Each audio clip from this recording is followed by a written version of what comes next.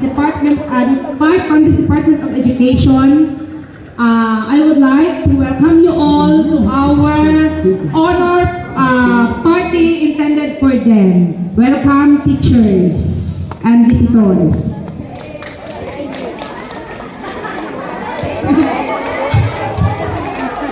Ganun lang, welcome. Hindi naman natin sinabing welcome and message. Sunod mga, we learn. Next time, sabihin natin the welcome, remarks, and message.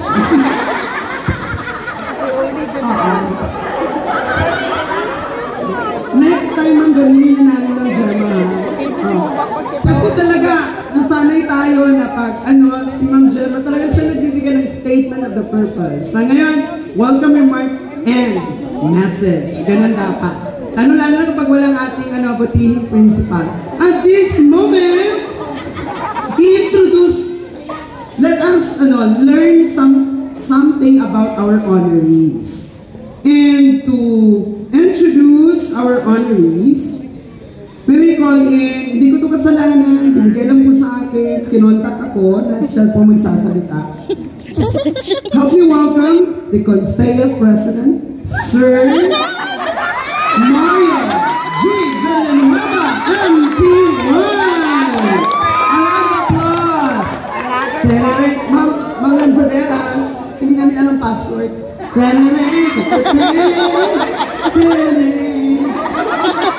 tayong music. Salamin, ganyan. My goodness. Umigit sa oil, you're putting in the spot. Nagawin po lawan, buhangin karoon. Diba po spontaneous magsalita. So let me check my stats. With big background. Anyway, inaparangan ko karoon. Gawin ko dire. So I'll try my very best. Okay, I'll start with Sir John Wayne. So, nabot ko din sa Colon, 2016. And, sad to say nung sa kadaghan nato sa Colon, I was not able to know you all that much, no, kay Bisita. And to Sir John Wayne, I knew him as a father, as a teacher, and a husband, no? I know for sure, Sir John Wayne, if Ma'am Mohani will be speaking here in behalf of me, she has a lot to say. Ma'am Mohani, SOS. Hello? No? I know for sure, no? Ang iyang pagpuan ko, pag-lead sa Colon, he has reason for that. No, Sir John Wayne, I know, nagkakagplano for Colon, for your family, for your career, no? But,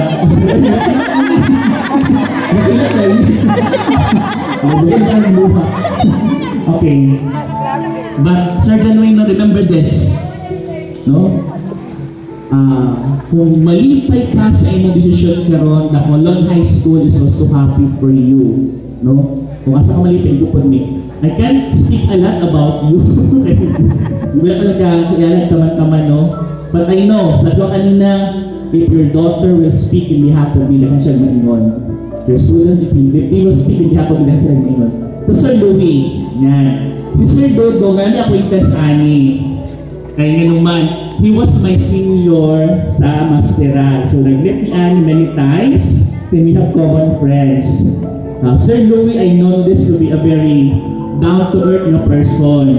Walay libog, no? As per Ma'am Sheng. Dali kasuriya, no? As described by Sir tawagan sa post ni Sir Gapa, no? Tama kung galing mo, Sir. You know, sayang. I know for sure Ma'am Ellen would feel the same. Nahinayang siya, kaya nawalaan siya dyan sa Colon, no? That's really true, no? But remember, so as I said before, kung asa imong plan na that is your happiness, to Colon National High School will support you because that is the desire of your heart. No? We cannot question your decision. Sa mo alam, we support you, no? So, as we I run out of words. So, muna ako maingon. College, and God bless your journey. Thank you. Wow, very nice introduction of our Constellia President. True, and indeed, faculty and staff, na kung saan, minsan, it is somewhat very vague for us why these things happen and why people need to live just in a glimpse and like that. But then again, at the end of the day, you will just come to reflect and you'll just say, this is still part of the plan of God. Whatever may happen, this is still the plan and part of the plan of God.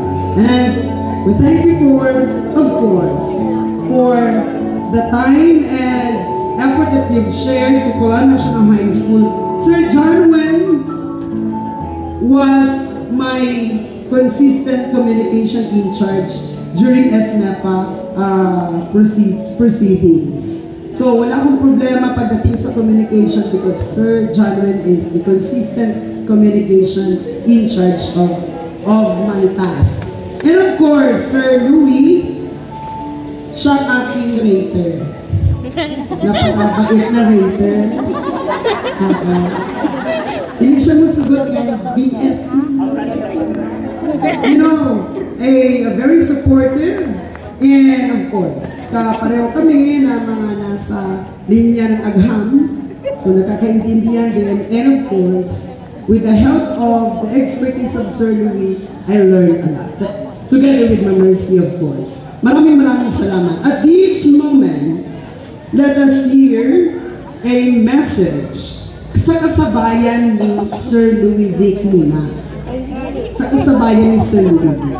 May I call it Ma'am Lucibel Remosil MP. One round of applause. Of course, napayang higala later on.